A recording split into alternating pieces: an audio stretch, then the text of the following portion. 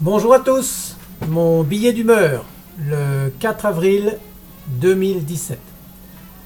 Aujourd'hui, je vais demander à monsieur et madame la future présidente de la République française.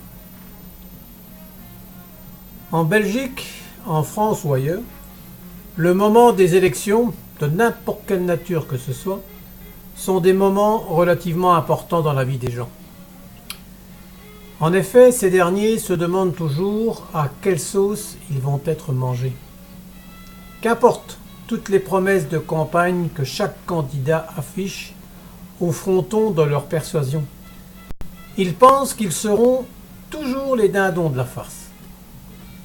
La confiance donnée aux partis traditionalistes s'effrite.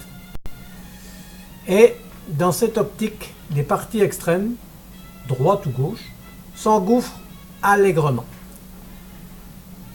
Personne n'en veut, mais force est de constater que des personnes au pouvoir depuis une trentaine d'années, et plus, ne font rien pour que l'on puisse de confiance renouveler leur contrat.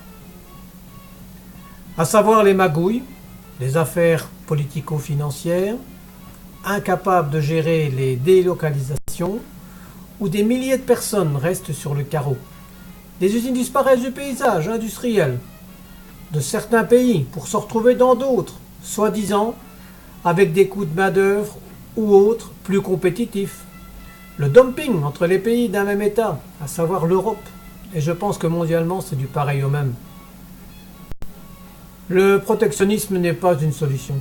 Par contre, l'uniformité des salaires, l'investissement, l'innovation, les compétences doivent être à l'ordre du jour du programme de chacun des candidats représentant leur pays lors des élections.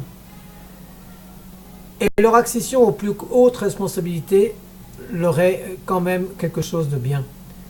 Personnellement, je veux un président, un gouvernement capable de mettre un coup de pied dans cette fourmilière.